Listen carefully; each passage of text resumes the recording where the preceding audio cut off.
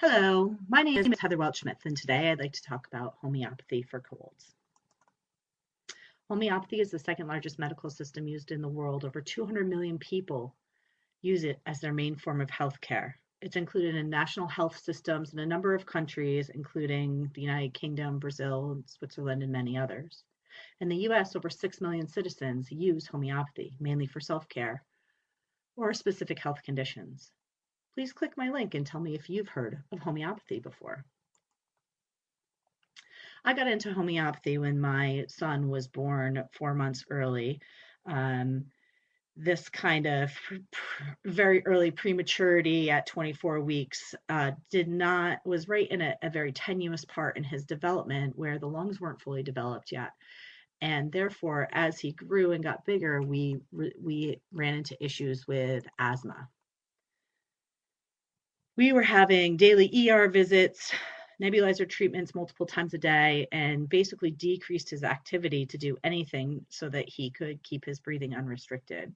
After a year or so of going the conventional route and really doing these nebulizer treatments and having these scary ER visits, they started looking at alternative therapies because while he didn't die from any of these situations, it was quite constraining to his quality of life, and he really wasn't fully living either. I found homeopathy, and within one dose, his asthmatic issues decreased by 75%.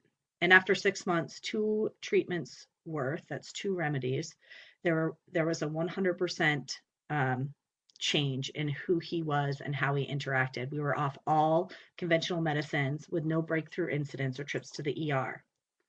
Now he's 13 and on the soccer team. He's constantly moving, and we haven't even discussed asthma in over 10 years. Not one incident, no rescue inhalers for just in case situations, not even the slightest breathing problem.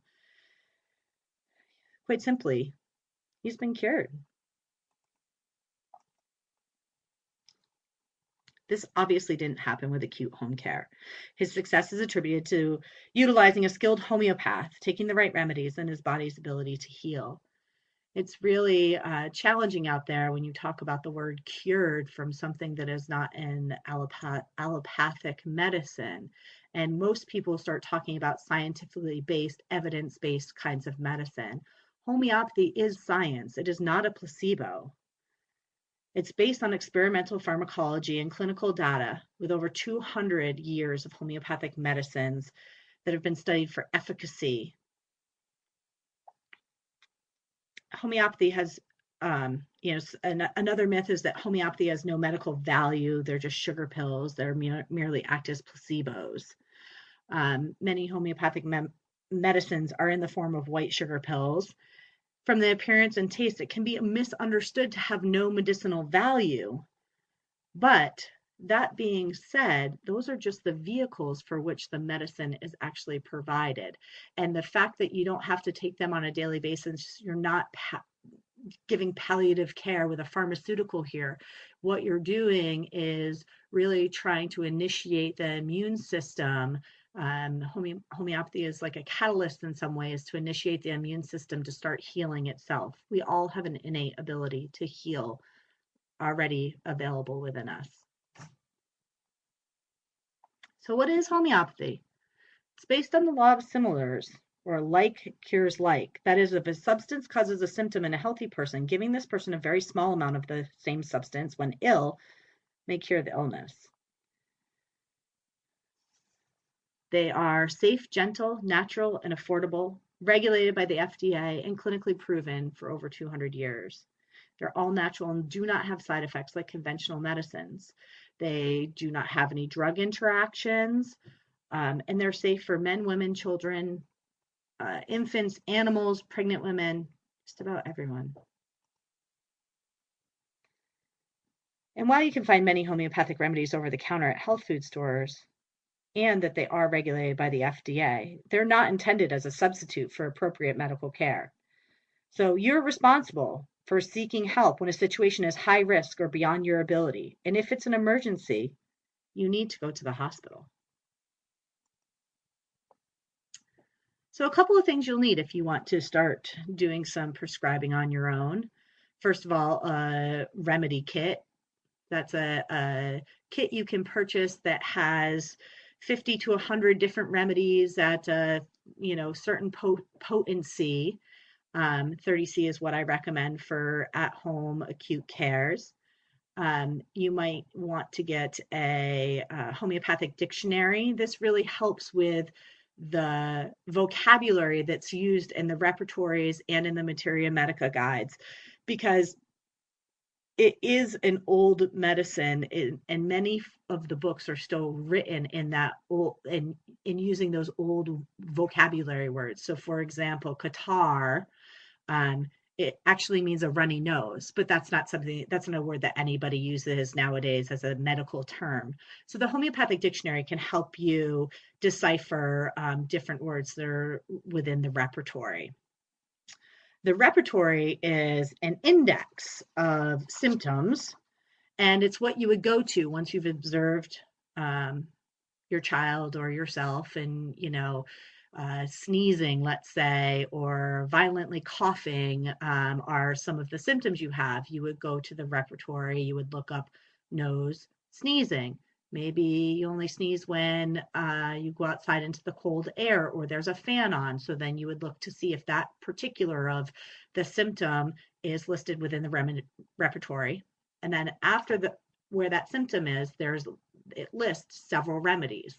So that means that these particular remedies have sneezing that comes on when they hit cold air.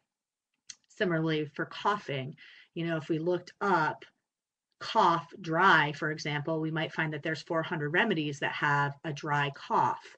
But if we went one step further and observed that the person had violent dry coughing, so cough, dry, violent, we might only find that there are 10 remedies there, and you would note down what those 10 remedies are. Then the other reference I would recommend is the Family Guide to Homeopathy, or any other kind of Materia Medica that really describes in detail each remedy. So once you've listed your symptoms out, you have a list of remedies, you've gone through and seen aconite is in every single symptom that you have, you would want to go to your Materia Medica and read about aconite and read about what that remedy looks like when it has a cold. Does it have violent sneezing? Does it have a violent dry cough? Those types of things. And that's how you start to make your determination on what remedy might be worthwhile. So every aspect of these things that I am recommending are really vital for you to be successful in using homeopathy.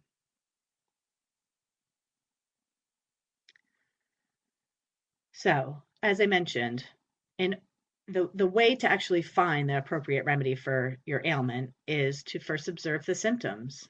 Pay special attention to any that are unusual or exceptionally strong. Notice whether there's been a change in mood or what behaviors or environmental factors seem to make symptoms better or worse.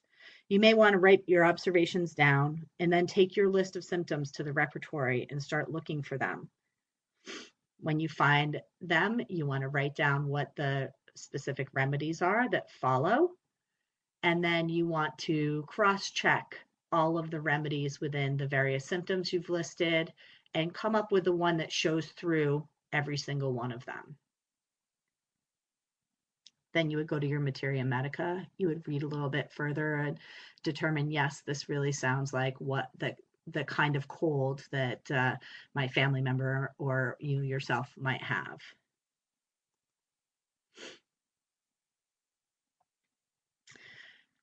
So this is a slide to just kind of discuss potency. As we're talking today, we're talking about acute illnesses. So step one, determining if something is chronic or acute. Colds would be an acute thing. Other things like, let's say, eczema, they might be a more chronic thing. And so it's important to really understand the difference between chronic and acute and how that plays out within your particular case. Then you'd want to determine the potency. 6Cs and 12Cs are really used for sort of a daily dose, more chronic scenario, or even a 200C or something like that, where 30C would be used in acute situations like we're talking about with colds, because it's sort of something you're going to take several times a day to help your body fight that cold off. Once you've decided what the remedy is, you're going to give one dose that's 3 to 5 pellets under the tongue, wait and observe. You're looking to see if there's improvements. Did that violent cough calm down? There might still be a cough there, but is it not as violent? Did that sneezing fit not happen when you walked outside into the cold air or when the fan got turned on? Those are the things you're really going to be looking for to determine, did it get better or not? If there's no improvement at all within a few hours, you might want to try a second dose. After 3 or 4 doses, though, if no improvement has happened, it would be a good idea to go back and look at your list of symptoms and look at the other remedies that came up highly in there and try a different one.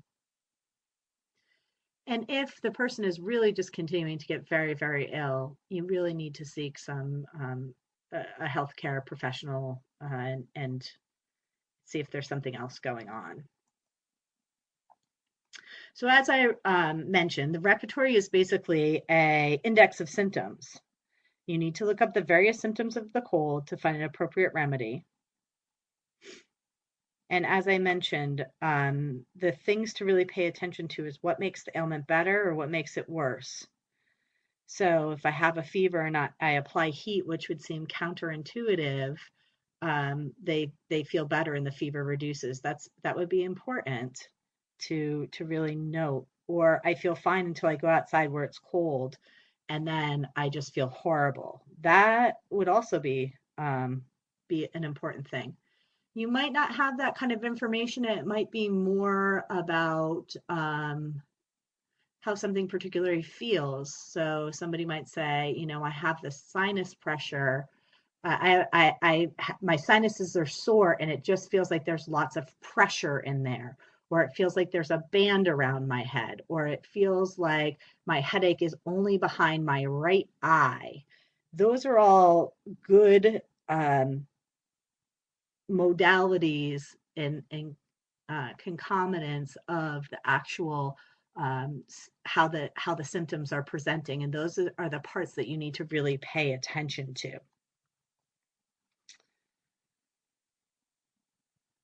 If you know these details, you're more apt to get an appropriate remedy because these are the differentiators between the different remedies.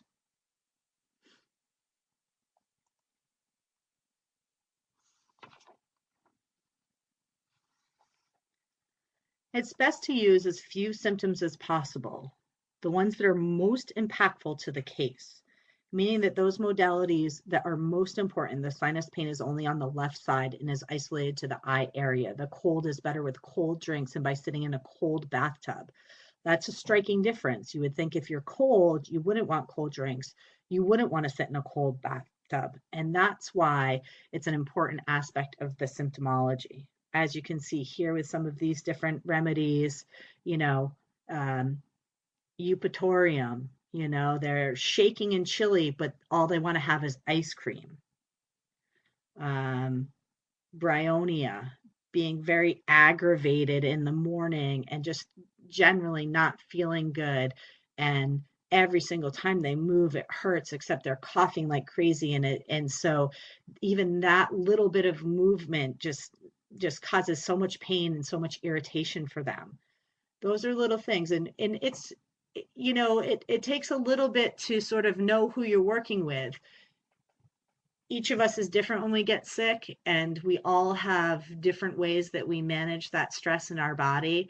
But if you have a pretty happy kid for the most part and he's sick, and sure, we all don't feel good when we're sick, but if he's really like, you know, super irritable and just can't, you know, can't stand the slightest movement to roll over and have the drink of water because it's so painful, that's something you should pay attention to, especially if, you know, the kid is pretty sweet and usually, you know, in a pretty good mood and those types of things. Like that part of the personality change is just as important as saying that the cough is dry.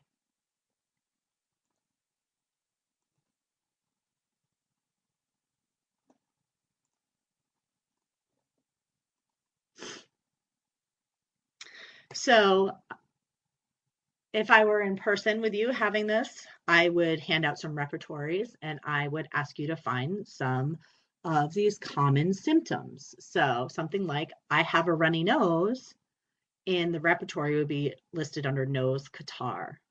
Or when I breathe, there are sharp pains in my lungs. Chest pain, breathing deep, aggravates. And the kind of pain it is a stitching kind of pain.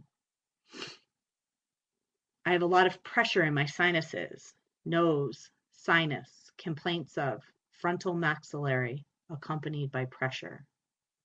My cough is dry, cough, dry. My temperature went from normal to 102 in 4 hours. Fever, paroxysmal fever. These are important things, you know, having a fever that goes from normal to 102 in a short period of time. That's pretty extreme. You can see that the immune system is really working hard and quickly to deal with, combat whatever illness it's currently dealing with in the body. So I put these different things together, those same ones we just looked at, and my program, my computer program that's a online repertory. And what you can see from this is right here, we've got calcaria and phosphorus. They both have 11 as the marker. So when you're looking down through,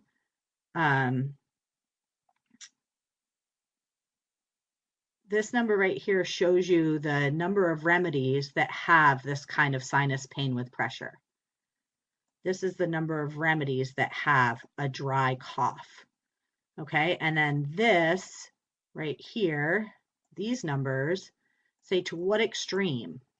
Okay, so it's a system, one being, yeah, it's something they get. You could see it, you could observe it in this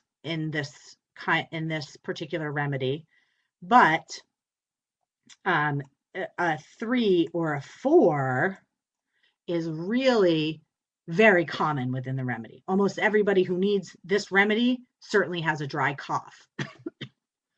So when we're looking at this information, we can, and you will see this also in a reference book. It's based on regular font, a bold font, an italicized font. That's how you can see the different graduations of classification of extreme within the actual remedy. So I put these ones in, and calcarea and phosphorus are the two that come up the strongest, both with 11, with a number of 11 for the various symptom degrees. So then I would want to go to my my reference guide and look up calcarea and phosphorus, and then be able to make a choice between the two. So when you actually start reading about a cold, a calcarea cold, you know, you're going to read a number of things, and it's going to say all of this stuff, but you might find some other things like desires eggs or desires milk or those types of things, where in phosphorus you might find that it says desires seltzer or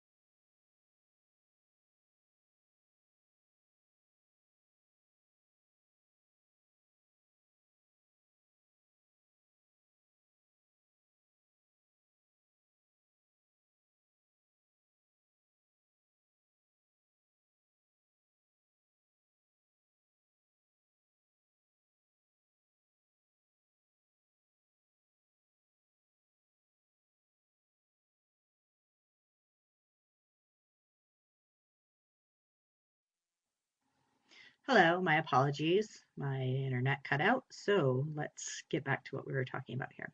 So when you look at calcarea and phosphorus in the repertory, you will notice there's some distinct differences. And that's really, in the end, what's going to help you make the differentiation of giving one remedy over the other.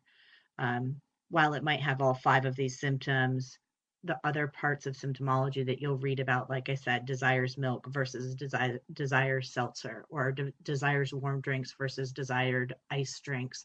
Those are the things that you're going to be able to say, yes, this person would rather have an iced tea right now than a hot tea right now.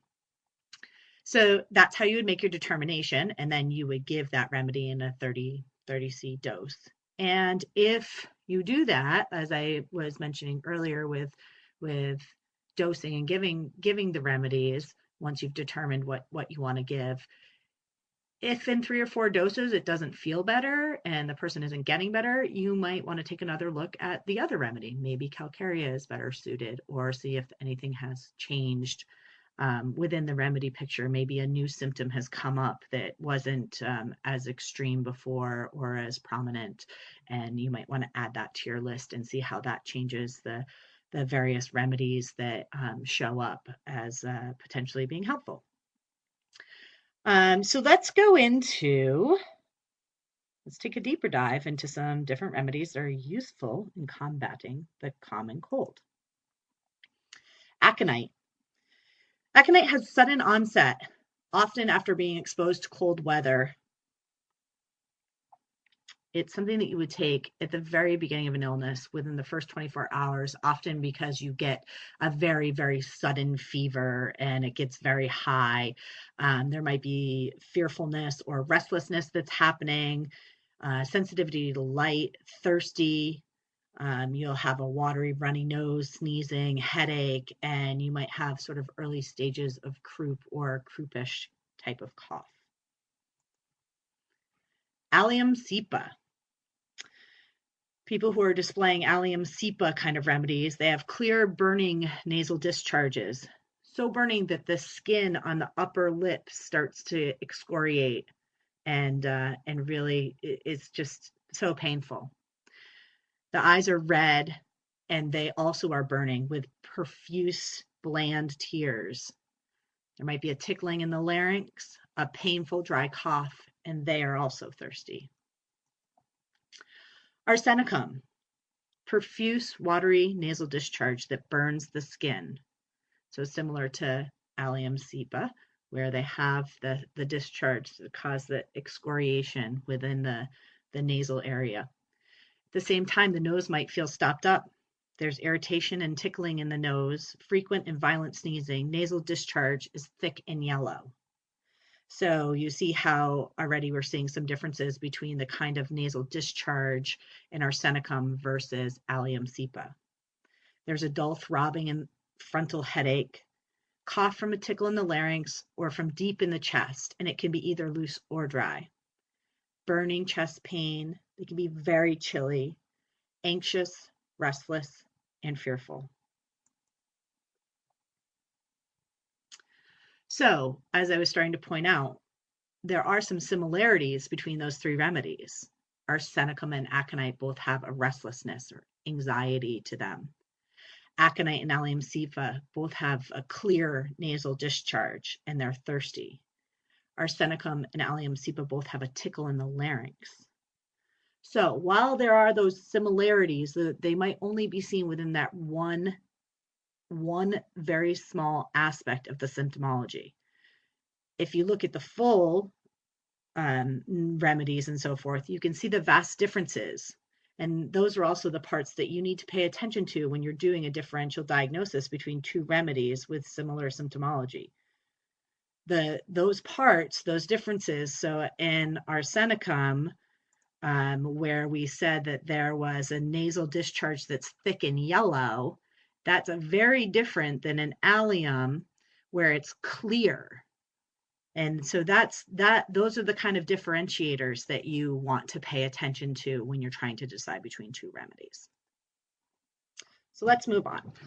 Belladonna, sudden onset high fever, They have a dry, flushed, hot-faced, enlarged pupils, and a strawberry tongue. Mentally dull, but unusually sensitive to light, odors, noise, with anxiety. They have a painful barking, short cough, and it produces a thin mucus. Their throat is raw and sore, and they have throbbing pains, usually in a headache or an earache. Bryonia. This is for when the cold has moved into the chest. It's dry, painful, spasmodic, and it's coughing. And it feels worse with deep breath or with eating or drinking, sitting in a warm room during the day. They're better from open air or swallowing warm water. The pain is worse with any movement.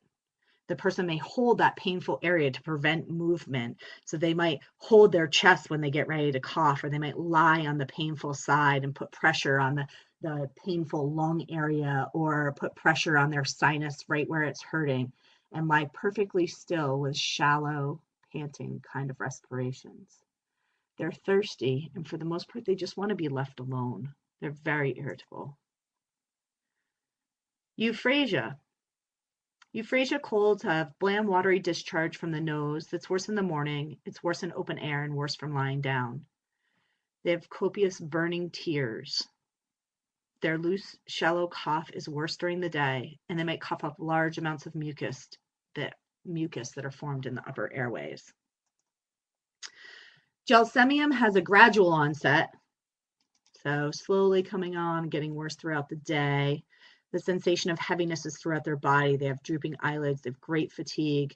They just want to lay down. They're so exhausted, but they feel restless. They just can't get themselves kind of into a comfortable place. They have chills up and down their spine that are worse by the slightest draught. Sneezing and dry sensations in the nose, despite irritating, watery nasal drainage. They're better with continued motion in open air if they aren't chilly, and they're worse from damp weather and anticipation. You know, we don't get to choose when we get a cold, so sometimes there are many things that we have to get up and still deal with and do in our lives, and we could feel completely exhausted and fatigued and feel like we need to get up and do all those things that we need to do. We have to go to that holiday party tomorrow night, you know, and that anticipation of, am I going to feel better? Am I going to feel worse? You know, those types of things can give them that restlessness. Hepar sulfur. This is a remedy that's not really used in the beginning stages of a cold. This is, again, once a cold is kind of already set in.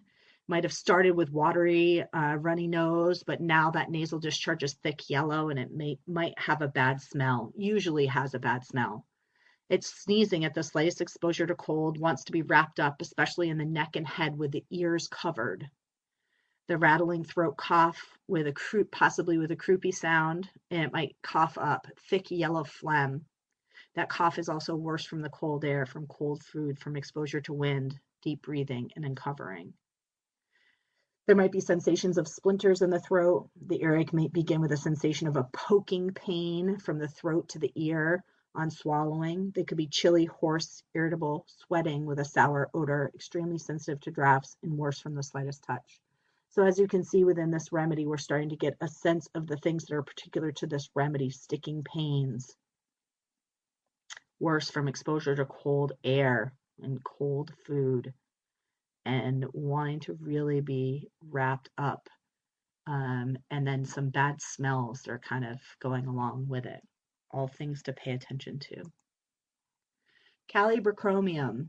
It's used during the later stages of a cold, where the discharge is thick yellow or greenish and stringy, and it's difficult to remove from the nose or to cough up. The sinus headache with pressure at the root of the nose, head or face pain that can be pointed to with one finger. You know, some people just say, like, you know, it's so much pressure. Other people will say it hurts right here and point to a specific spot. That's kind of what we're talking about, where there's pain that can be pointed to with just one finger to a specific spot. They'll have a hoarse voice, and they're better from heat and lying down. Mercurius. This is a cold that begins with creeping chilliness. One of those things where, like, all of a sudden you just get shake, and you can't shake that cold all of a sudden. And why are you so cold? The temperature's at 70, and you're inside, and it's just so chilly. There's violent sneezing, thick green or profuse watery nasal discharge that makes the nose and upper lip sore. The throat is raw and sore. It's difficult to swallow, and the tongue is coated with heavy salivation and bad mouth odor. There can be a tickling ear pain that's worse at night. You can be very thirsty, weak and trembling, and just so thirsty. The whole person smells sick. They're worse at night, lying on their right side and with wet and damp weather, sweating in a warm room or a warm bed. So they're so cold that the chilliness is creeping up on them.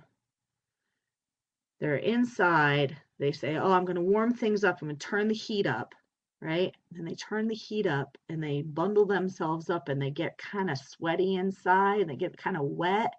And then like it's too warm in the bed and they're just like, they can't handle it. They're kicking the covers off and they're saying that they're uncomfortable. And then you're getting sort of this bad mouth odor and just bad smells, and they're trembly. That's when you should be thinking about mercurius. Natrum muriaticum. The cold begins with a lot of sneezing. The nasal discharge is like a raw egg white or boiled starch with copious flow, and the nose might be stopped up. There's a loss of smell and taste. The lips are dry and cracked, and the skin splits at the corners of the mouth or maybe right in the middle of the bottom lip, and they might have cold sores around their mouth. They're just kind of, mood-wise, weepy and why am I sick? And I just hate this, and this is so irritating. And you try and comfort them, and they're just even more put off by the fact that you're giving them sympathy or comfort. They're worse from heat, worse from lying down, and worse from noise. And they're better if they can get out in the open air. They can have a cold bath, or if they go without some meals for a couple of days. Nux vomica. Again, illness after exposure to dry, to cold or cold, dry weather but the onset is not sudden like we've seen in some of the other remedies. So some of the other remedies, they go outside on a cold day, they're out there for an hour or two ice skating, they come in, they're sick just like that. This is a remedy where they go outside, they go ice skating on a cold day for a couple of hours, they come home, and they don't get sick till tomorrow or the next day. There's a dry tickling and scraping sensation in the nose. It's stuffy and dry at first, and then it develops a watery and irritating discharge with sneezing. And it's mainly stuffy at night and outside, and runny in the warm room during the day. They have a teasing dry cough that leads to soreness in the chest. Coughing is worse in the morning, and especially upon waking up, or through the night from midnight to the morning. It's worse after eating. It's worse after going to work. It's worse after being in the cold air. And it might be so spasmodic that they retch in the end. What they feel better from is, what that cough feels better from is a warm drink. They're chilly and unable to get warm despite piles of covers, and every little motion causes chills. When you're in your bed, you have all the covers over you, tucked right up to the neck, and like you need to roll over, and it creates just that little bit of air and that can get down into the covers. That little bit of motion gives them the chills immediately. They're irritable and easily offended. They're extremely sensitive to noises and odors. They're better with warmth in the evening, lying down and having an uninterrupted nap. Their throat is raw and rough, and it has a tickle in the larynx. Rumex crispix. This is for a cough provoked by breathing cold air or by minute changes in air temperature from warmer to cooler. Extremely sensitive to inhaling cold air, variations in airflow kind of excite the cough, and that makes the person want to carefully regulate their breathing. Their cough is dry and shallow. It's set off by tickling in the airways or pressing hand to throat. They have fluent, watery nasal discharges with sneezing or tough, stringy mucus, difficult to cough up, and they're hoarse. Their worst time of day is 11 p.m. when they're just getting ready to lay down. That cough comes up. Spongia. They have a loud, dry, barking cough, and that cough is worse from excitement, talking, alcohol, lying down, and cold drinks. There's a hoarse rasping of the respirations. Breathing sounds like a saw being driven through a board. I think we've all probably heard that kind of rattling in the chest before. That breathing is difficult, as if there's a plug in the throat and they wake up in the middle of the night with a sensation of suffocating from throat constriction. You know, it's just kind of all been down there. And they get this plug in the throat and they sit up and then they start just barking, coughing, and they're excited from the fact that they, their adrenaline is on a little bit of a rush because the breathing was difficult for a second, which makes the cough worse and makes it harder for them to catch their breath. That causes that kind of anxiety after for that situation, and exhaustion after having just had that big coughing session. And they're better from eating or drinking, especially warm things. So let's take a look again. It seems that while there is a lot of the same kind of things that we're talking about, oh, it's a cough, it's a sneeze, it's a watery, it's a runny nose, it's a plugged up nose, it's a sinus headache, what those things are, we can see that if we really look at this, we can note some differences. So dry cough, people with the dry cough, out of the remedies we talked about, Allium cepa, Bryonia, Nux vomica, Rumix crispix, Spongia. Those with a wet cough, aconite, belladonna, euphrasia, heparsol, right there. Very easy way to make a differentiation between which remedies based on the type of cough you have. So if we look at the nose, watery nasal discharge, stuffy nose, or sneezing, again, depending on what it is, it's very easy to go through and say, okay, well, I have somebody who's just sneezing. It doesn't seem like there's discharge or stuffy nose, they're just sneezing. Or I have somebody who just has a stuffy nose and not some of these other things. Or as you can see in the case of Nux vomica, they're sneezing and they have a stuffy nose. These are the things that you need to pay attention to.